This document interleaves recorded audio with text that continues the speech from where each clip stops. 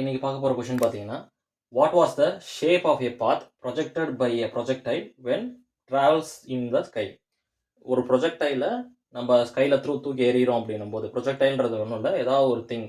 So ஒரு பொருளை வந்து நம்ம ஒரு ஸ்கையில் வந்து தூக்கி எறிகிறோம். எரியும் போது அது என்ன ஷேப்பை வந்து ஃபார்ம் பண்ணுது அப்படின்றது தான் கேட்டிருக்காங்க.